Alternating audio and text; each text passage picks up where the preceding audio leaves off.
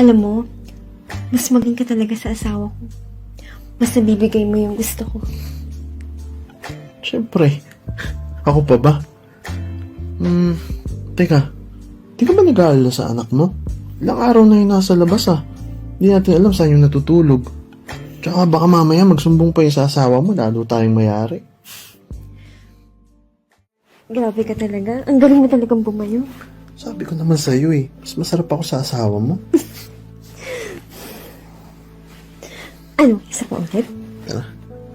Pahingahin mo muna ako. Kakatapos lang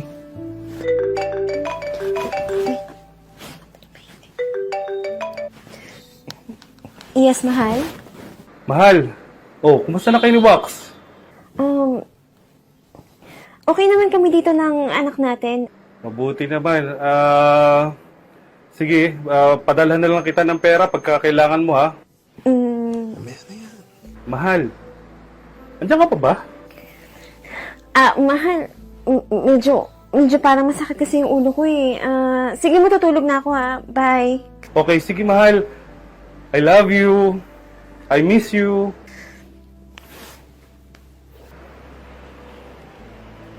Masama talaga ang pakiramdam nito. Anong ginagawa nito? Sinabi ko naman sa'yo mamaya Baka magunta Kakabwisit yung asawa mo, tawag ng tawag. Abala. Di bale, magpapadala naman daw siya ng pera Ano, tuloy na natin? Oo, sinusubukan Tara.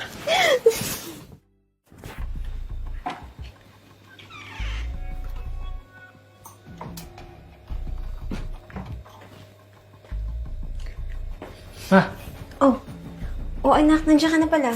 saan ka galing, ma? Diyan lang sa kapitbahay natin. Talaga ba, ma? Pinag-uusapan ka na ng mga kapitbahay natin. Nandun ka na lang lagi kay Ninong Kevin. Di ba siya yung lalaking iniwan ng pamilya niya? Kasi nga babaero. Tapos ikaw tong papatol sa kanya. Ma, maya ka naman. Ikaw, Joaquin, sumusobra na yung bunganga mo, Baka nakakalimutan mo nanay mo ko. Wala ka ng respeto. Ma, umamin ka na kasi. Palagi na lang wala rito sa bahay. Akala mo ba di ko napapansin yun? Ma, maawa ka naman kay Papa. Tatrabaho yun sa malayo. Tapos ikaw tong wala nang trabaho. Kumukuha na lang ng pera. Nagawa mo pa magloko.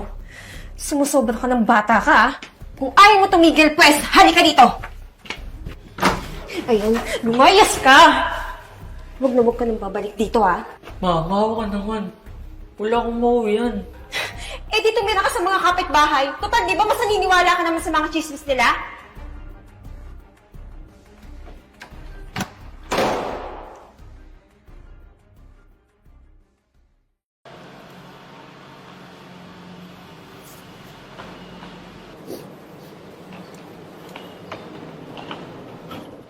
Rock! Bakit nandito ka? Ano na nga ba mo? Pa, ano po siya sa bahay? Kasama si Ninong Kevin. Mga hayop sila. Tara, punta natin. Grabe, ang sarap mo. Hindi ka naman nakainom ng Red Bull, pero kung araruhin mo ako, punit na punit ako. Sabi ko naman sa'yo hindi puro longganisa ang kakainin mo. Alam mo, mas magaling ka talaga sa asawa ko. Mas nabibigay mo yung gusto ko. Siyempre. Ako pa ba? Teka. Di ka ba nag-aalala sa anak mo? Ilang araw na yun nasa labas Hindi natin alam saan yung natutulog. Tsaka baka mamaya magsumbong pa yung sa asawa mo, lalo tayong mayari. Hayaan mo siya. Masyado kasi siyang pakailamero. Kaya bagay lang sa kanya yun. Tara, sa pataya? Tara. Gusto mo naman. Huwag na tayo. Sige. Mga walang iya kayo. Totoo pala sinasabi ng anak ko. Mahal, kailan ka pa dumating? Bakit hindi ka man lang nagsabi? Para saan pa? Ikaw pare, alam mo namang may asawa at anak to. Pero tinikman mo pa rin. Wala kang respetong kupal ka. At ikaw naman, Ricky! Alam mong may asawa at anak ka. Pero bakit? Bakit ka pumatol sa kumpare ko?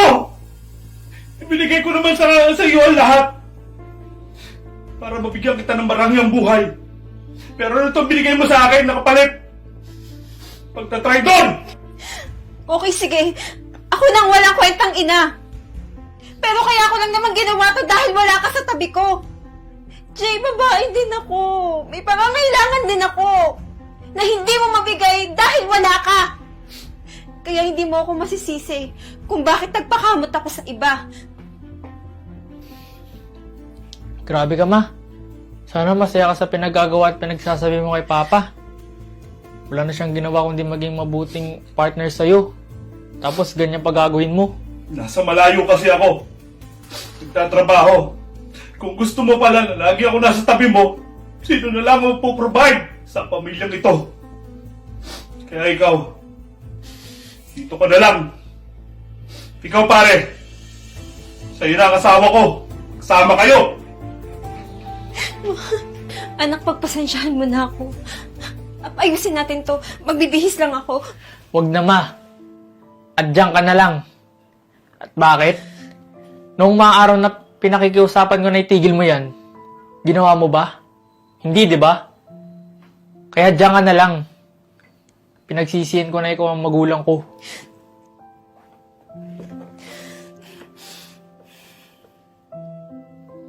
Paano na yan? Wala na akong pamilya. Wala na din akong titirhan. Paninindigan mo na ako nito. Ha? Wala akong responsibilidad sa'yo, Jenky. Hindi naman kita asawa. Tsaka, di ba, usapan natin para usan lang natin yung isa't isa. Huwag ka na umarte dyan. Sige na, bihis ka na. Hanap ka ng bagong titirhan mo.